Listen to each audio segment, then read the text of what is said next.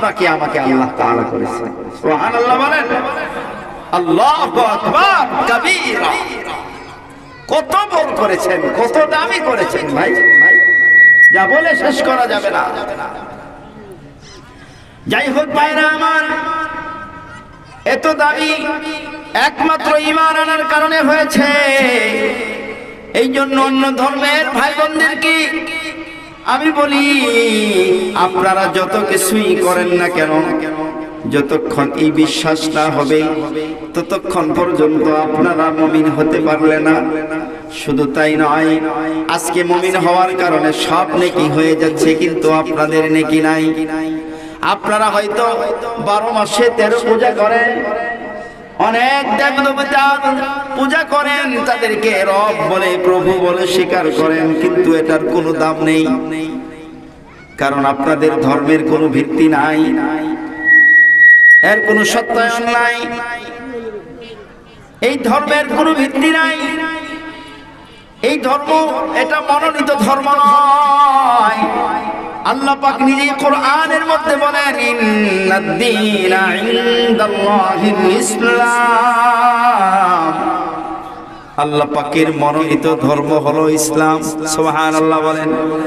মনোনীত ধর্ম, কবুলিয়তি ধর্ম হলো ইসলাম।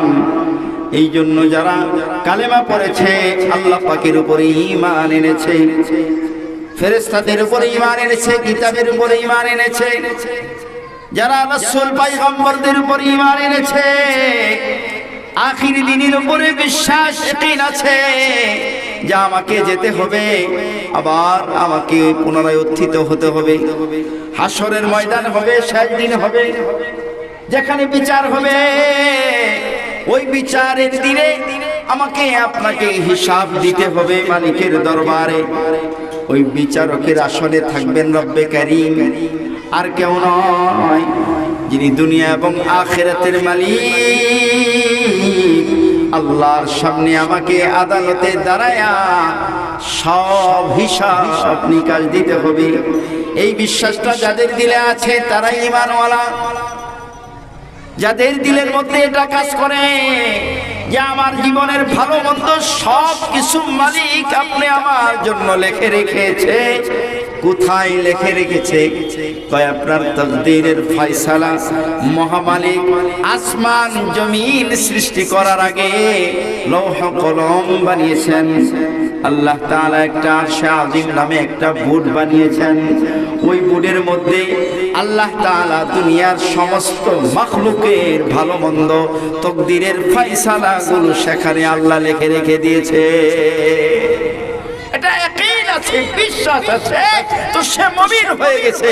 আর ওই মুমিনের জন্য সমস্ত কাজ আল্লাহ তাআলা ইবাদত বানিয়ে দিয়েছে। সুবহানাল্লাহ। এই জন্য অন্য ধর্মের ভাই বোনেরা, আপনারা যতই দান খায়রাত করবেন কোনো লাভ নেই, কোনো লাভ হবে না। এক সাজদায় যদি সারা রাত কাঁদতে থাকেন কোনো মূল্য নাই, কোনো দাম নাই। আর যারা ঈমান এনেছে তো একটা সাজদা দিবে, জবান দিয়ে বলবে সুবহানা রাব্বিয়াল আলা, সুবহানা রাব্বিয়াল আলা।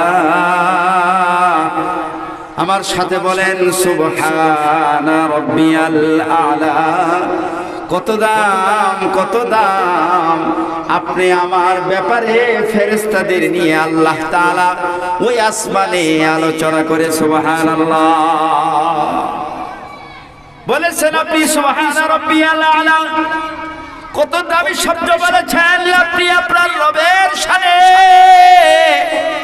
যে রব আপনাকে আমাকে এত আশা করে সৃষ্টি করেছেন। যখন সৃষ্টির শুরু লগ্নে বলেছিল আমি একদল মানুষ বানাইতে চাই, সৃষ্টিজীব বানাইতে চাই, আমি খলিফা নিযুক্ত করতে চাই।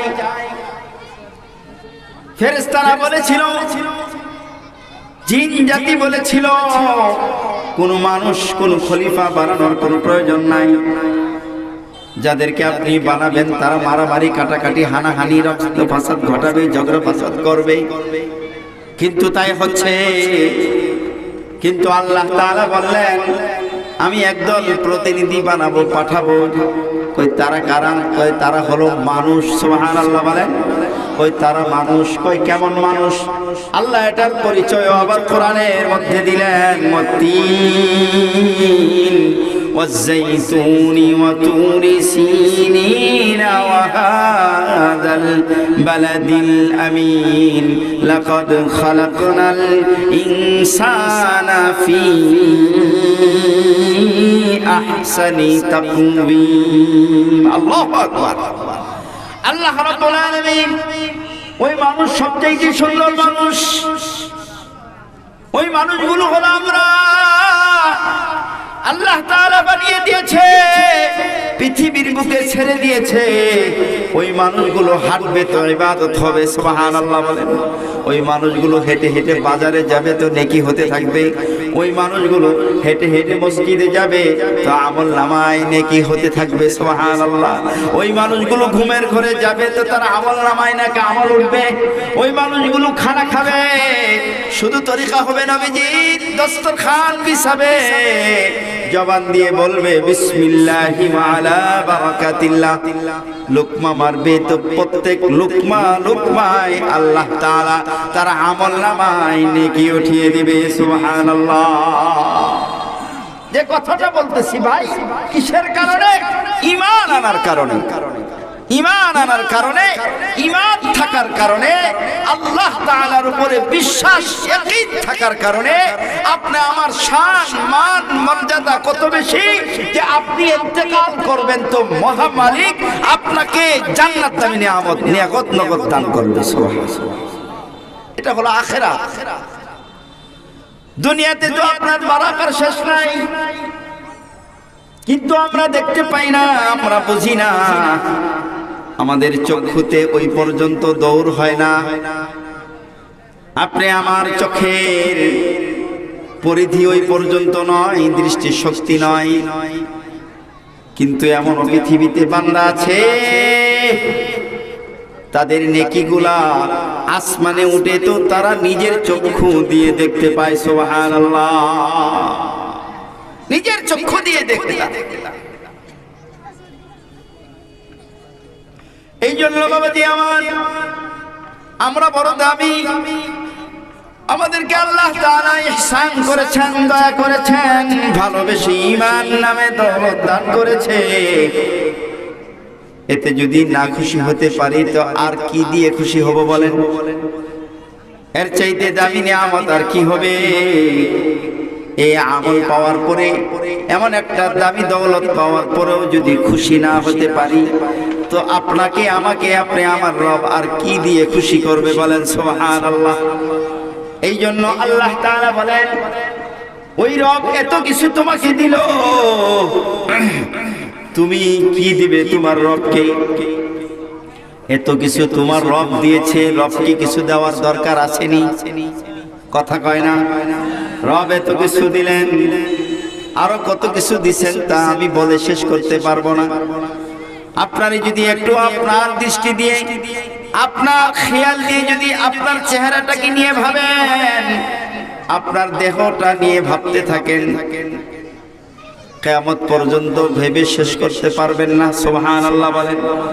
আর যদি আসমান জমিন গাছপালা তরুলতা নদী নালা খাল বিল পাহাড় পর্বত এবং ছোট ছোট মাখলুক আছে যেগুলোকে দেখা যায় না বা দেখা যায় অদৃশ্যমান দৃশ্যমান, এমন কিছু জিনিস আছে, নিয়ামত আছে, ওই সৃষ্টি জীবগুলো নিয়ে যদি ভাবতে থাকেন তো দেখবেন ভাবতে ভাবতে আপনি দুনিয়া ছেড়ে চলে যাবেন, কিন্তু রবের নিয়ামত ভেবে শেষ করা যাবে না।